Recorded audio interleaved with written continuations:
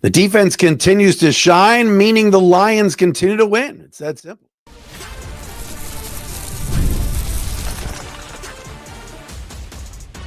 You are Locked On Lions, your daily Detroit Lions podcast. Part of the Locked On Podcast Network, your team every day. And we got a brand new week, everybody. Locked On Lions right here on the Locked On Podcast Network, your team every day. Matt Derry with you on this, a Monday edition of Locked On Lions, November the 25th into Tuesday, November 26th. Thanks for making us your first listen, checking us out wherever you get your podcast. Thank you to our everydayers who are out there that watch or listen to the podcast on a daily basis. We love you guys and appreciate all of you. Busy day here on Locked On Lions and a busy week. Lions had a walkthrough today, did do some injury designations, which we will touch on. We got to get you the PFF grades, top 5 and bottom 5 Lion performers on both offense and defense from yesterday's blowout win, another one against the Indianapolis Colts. They shut out the Colts in the second half, did not allow Anthony Richardson or that Indianapolis offense in the end zone at all yesterday. The defense is playing great. We're going to get into that coming up momentarily as well. Also, some good news on Jameson Williams that came in this afternoon from the prosecutor, Kim Worthy. There will be no charges filed in that traffic stop a few weeks ago down in Detroit. Follow us on all social media platforms. Good news, I believe tomorrow night I will be a part of the Locked On NFC show, which I've not been on before. We're going to try to make that happen. Lauren Cox, Locked On Bears, does a great job on Locked On Bears. Touchdown Bears. Lions and Bears on Thursday for Thanksgiving. We're going to do the crossover on Wednesday with Lauren. And I'm working on a guest for tomorrow, a author, hopefully going to join us tomorrow right here on Locked On Lions. The broadcast today brought to you by our friends at FanDuel. You can start the season with a big return on FanDuel. New customers can place a $5 bet, and you'll get started with $150 in bonus bets if you win your first $5 bet. Visit FanDuel.com to get started. All right. We've talked so much on this podcast, and many people have talked about it. And I read Wojo's column today in the Detroit News, which was really good about the defense. We've talked so much about Ben Johnson and how Ben Johnson has done such a great job as offensive coordinator that it's almost a lock. He's going to be a head coach this next season in 2025. Now, Ben Johnson could stay like he did last year. He could interview and see what's out there. And if he doesn't like what he sees, he can stick around. You never know. But Aaron Glenn, folks, and we joked about it the last few years, and I made a joke about it, calling him future head coach Aaron Glenn, because everybody kept saying it, yet the Lions defense wasn't getting any better. Right now, the Lions defense is balling out. All right, Aaron Glenn should get a head coaching job. He better get interviews, and it can't just be some of this Rooney Rule garbage. Interview him and really interview him. Give him a second interview. Talk to him. He has done a whale of a job with his defense. Look this stat up today. The Lions have allowed 11 second half points, 11 total, the last 5 games. And that was all in the Green Bay game. That's pretty remarkable. They're a top 3 red zone defense. They stop you when it counts. They hold you to field goals. They tackle, like we talked about last Friday. They wrap you up. They hit you hard. And yesterday, man, that defensive line was absolutely ferocious against the Colts. Bear in mind, think about this for a second. This is a defense without its best player. When did Aiden Hutchinson get hurt? The Dallas game? They've played 6 games without Aiden Hutchinson. And yet they've gotten better. This past Sunday, Alex Anzalone, Gaines media poster boy and team captain. Best, pursuer of the football of the linebacking crew. The linebacking crew is playing well. How about Malcolm Rodriguez getting a game ball yesterday from Dan Campbell in the locker room? They were without Alex Anzalone. They've been out all year basically without Derek Barnes, Marcus Davenport, John Kaminsky. The list goes on and on. Yet you start to see what player development is all about. I said this yesterday on the Sunday show. This league is chock full of bad teams. The league is weak. There are more bad teams, mediocre teams, average teams than really good teams. but the Lions are getting better, and it's not just because they're playing lousy competition. That's BS. They're playing who's on their schedule. They went into Houston and beat a first-place team. Now, I know the Texans lost to the Titans yesterday. Lions took care of Green Bay and Green Bay. Lions took care of Minnesota and Minnesota. Lions took care of Dallas and Dallas. Yesterday, Dallas went into Washington and beat the juggernaut Commanders on the road. My point, though, is you're seeing player development and guys getting better, whereas around the league, you're not seeing that. Kirby Joseph is becoming a Pro Bowler and an All-Pro. Brian Branch has gotten better. It's hard to get much better than last year. That dude was a stud. Aleem McNeil is making a major rise. DJ Reader the last few weeks is really starting to come on. Zadarius Smith, and we'll talk about it. We'll give you the PFF grades in a second. Zadarius Smith graded out very well. Levi Onwuzurike is going to get a fat contract somewhere. Hopefully he stays in Detroit, but this guy has gotten better. Jack Campbell's improving. I mentioned Rodrigo. Amik Robertson is playing very good football. Aaron Glenn and his staff on the defensive side have done a great job. I love Kelvin Shepard, the linebackers coach. I love him. You see the development that's there. 11 points allowed in the last 5 second halves. And yes, the offense is putting up amazing numbers. The Lions' point differential is the highest it's ever been. All right, they're setting records offensively. Even a day yesterday where they didn't have the football a ton, they turned it over on downs on one play. Jack Fox had more punts yesterday than he's had like in the last month, yet they still blew out an opponent. 24-6 to me is a blowout. Colts have been in one-score games all season, every game. Not this week. Lions just absolutely stoned them. So Aaron Glenn deserves his flowers. The defense continues. I mean, we're thinking, oh my gosh, no Terrion Arnold yesterday? And yes, it was a struggle bus for Kindle Vildor. We'll tell you in the PFF grades coming up next. But like, bro, 6 points though. That Colts team has some weapons. Jonathan Taylor's a good player. I like Alec Pierce. Pittman can ball. I like the little receiver, number 1. I mean, they got guys that Josh Downs. They got guys. Their tight end room stinks, but regardless, hold them to 6 points. We watched the first drive. Anthony Richardson ran all over them. They made adjustments. They got back in their lanes. This weekend, they're playing the Bears. Short week. Guys are banged up. We'll tell you about Carlton Davis and Arnold and all these guys. But Caleb Williams is coming in with a little confidence. Put up a 27-point performance yesterday in their overtime loss to the Minnesota Vikings. Lions need to win this football game. They've lost 7 in a row on Thanksgiving. But you used to think, oh man, short week, and Bears defense is pretty good, whatever it is. Now you could say Lions defense is pretty good. It's a nice change of pace. It really is. But man, shutting out the Colts in the second half, shutting out the Texans in the second half, coming back and winning that game, shutting out the Jaguars in the second half. And I know that was Mac Jones and a lousy Jags team, but still, what is it, 11 straight quarters without giving up a touchdown? When did we ever used to say that about a Lions defense? You got to go back to the Sue and Fairley days, the salad days of 2014. Pretty cool. I love it. All right. We got an injury report we got to update you on. PFF grades. Yes. Kindle Vildor, it was about as expected. About as expected. It's a Monday, Locked On Lions.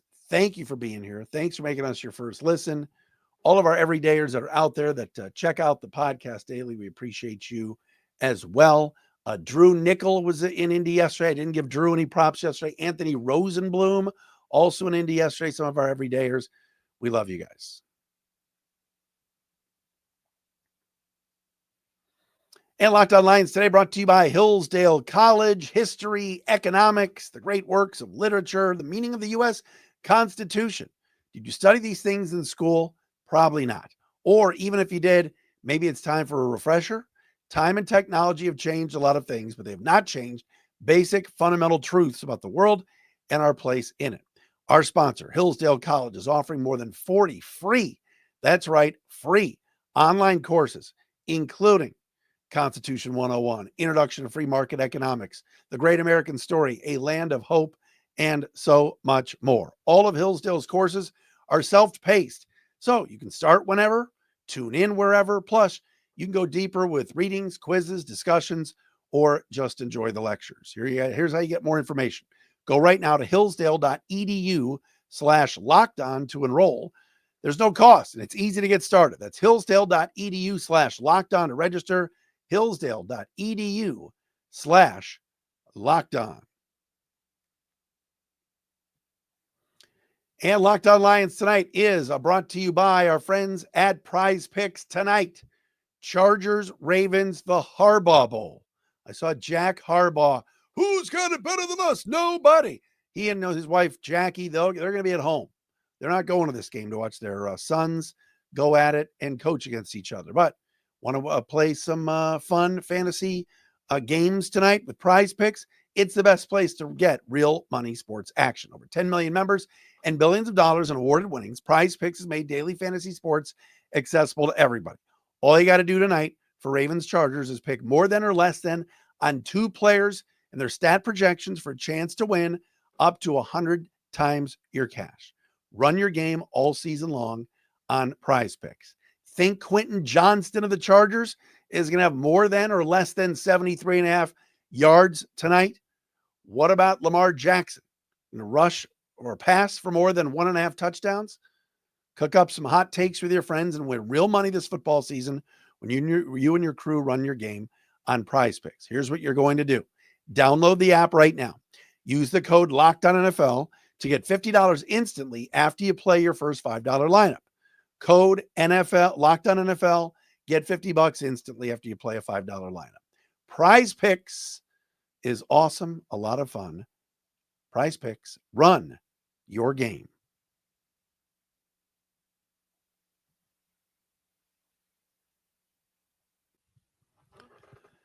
All right, time for a little pro football focus. Our friends at PFF.com. We do this each and every Monday. What do they grade? How do they grade out the Lions on offense and defense this weekend in their big time win over the Indianapolis Colts? Their 9th straight win. Lions have won 10 games for the 2nd straight year.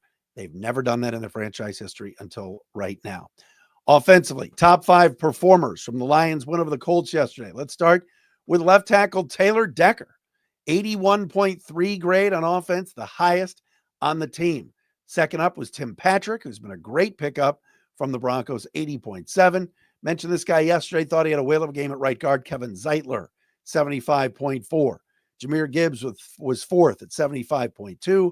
David Montgomery, 5th at 73.5. Those are your top 5 Lions on offense, according to PFF. Bottom 5 on offense. Dan Skipper filled in for the injured Taylor Decker. 48.0 was the lowest. Really, these aren't that low. Graham Glasgow, second lowest, 51.1. Frank Ragnow, 52.9. Khalif Raymond, before he got hurt, 53.4. And Sam Laporta, 53.9. Those are your bottom 5 Lion performers from yesterday's victory over Indy. All right, on defense, highest graded Lion on defense and highest graded Lion the whole game, either side of the ball. How about Zadarius Smith? 37 snaps, an 88.8 grade. Love to see that. Z Smith coming in. He was on the inside at times, on the outside at times. Had a really good game, pressuring the quarterback and playing the run. His run grade was really good, 70.5. Aleem McNeil was second at 73.9. How about a pass rush grade of 86.6 for Aleem McNeil? He is a beast. Batting third, Malcolm Rodriguez, 73.3. Kirby Joseph was the 4th highest graded line at 71.2. And DJ Reader at 70.6 was the 5th highest graded Lion in yesterday's game. All right, as far as the bottom 5 Lions, this should come as no surprise, but he started at cornerback for the injured Terrion Arnold. Yikes. Kendall Vildor, a 28 grade. Jeez. Whoa, 28. He struggled. He just struggled in coverage and got lucky numerous times that there were overthrows. Guys were stepping out of bounds. Ouch. Kendall Vildor, a 28 grade. David Long played yesterday. Yes, filled in at linebacker, 33.5 in 13 snaps. Brian Branch, third lowest at 51.0. Josh Pascal, 53.3. And Amik Robertson at 55.3. Those are your top five and bottom five Lions from yesterday's win over the Colts. What to do about Vildor? It's pretty simple. The Lions need Terrion Arnold to be healthy. It's funny. I had people sending me messages on the YouTube page and on, email and some tweets and everything else, a couple on Blue Sky. And they were like, who can we pick up? Is there anybody out on the street that the Lions can sign? I mean, it's late in the season now. I don't think the Lions are going to be grabbing anybody off waivers here in late November and bringing them back. I mean, is Stephen Gilmore still somewhere? I mean, right? They just need Terrion Arnold healthy. They need Carlton Davis healthy. Emmanuel Mosley needs to get a chance. Yesterday, Mosley dressed. He was out there on special teams. But Khalil Dorsey and Kendall Vildor both played more snaps on defense than Emmanuel Mosley. Let me look this up and see. I don't think Mosley played any defensive snaps yesterday. No, he did not. How about James Houston, by the way? Only got 4 snaps. Coaching staff must not have liked what they saw in the Jacksonville game last week, because Houston had a really good game against Houston, but didn't only play 4 snaps yesterday. But regardless, that's where we're at as far as the injuries go. Vildor had a really bad game. If he's out there as your 4th or 5th corner, fine. But yesterday he was out there as your second outside corner and just got destroyed. As far as Terrion Arnold goes, good news today from Lions down at the Meyer Performance Center. Terrion Arnold was listed during the walkthrough. Again, the Lions didn't practice, just a walkthrough, short week, but he was listed as a full participant, full practice, despite the groin injury. Saturday, the Lions announced he was going to be out, didn't even travel with the team. They had him resting. Hopefully, he's good to go for Thursday against the Bears. He would have had 10 days in between games to get ready. You're asking about Carlton Davis. The following players were listed as no practice today. Carlton Davis, hand and knee. We saw him riding the stationary bike on the sidelines yesterday toward the end of the game in Indy.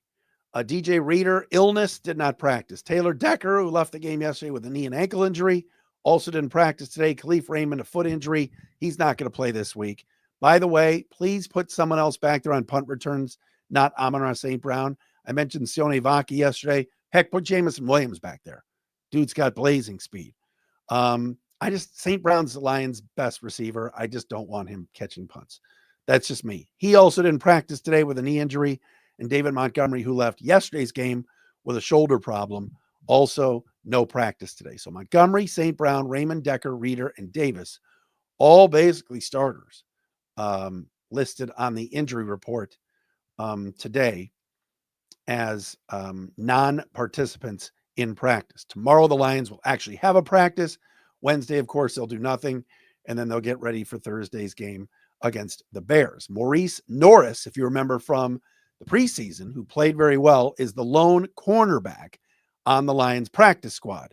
That's Morice Norris. Showed some flashes during the preseason. He would be somebody they would elevate. Ennis Rakestraw, by the way, is on injured reserve. So he's got to miss at least 3 more games with his hamstring problem. So as far as thinking about what the Lions could do from a cornerback standpoint, that's where we're at right now. So important that Amik Robertson stays healthy, because he has played really, really well. I know his PFF grade wasn't great yesterday, but I really like the way he's been playing, and I like the swagger that he brings to the table. We'll see. I mean, the Bears have, really good receivers with Keenan Allen and DJ Moore and that crew. They're deep at receiver, the rookie too, Adunze. So the Lions need all the healthy cornerbacks they can get, certainly for this weekend. You got to figure Carlton Davis.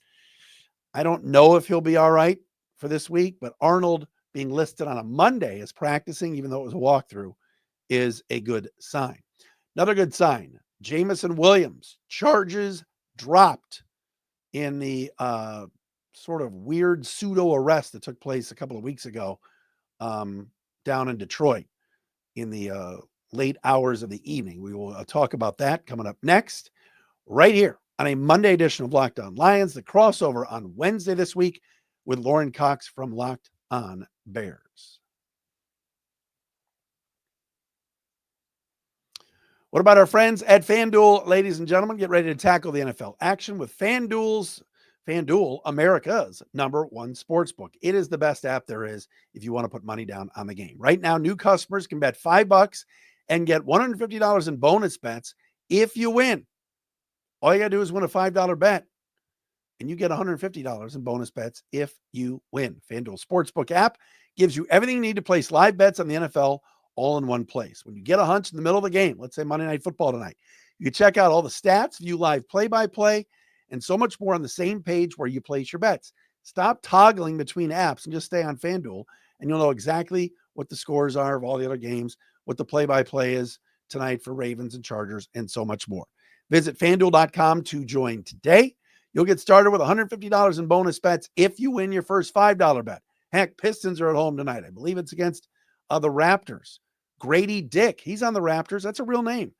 Go to FanDuel.com, put some money down on it. FanDuel.com, never waste a hunch. Make every moment more with FanDuel, the official sports book partner of the NFL.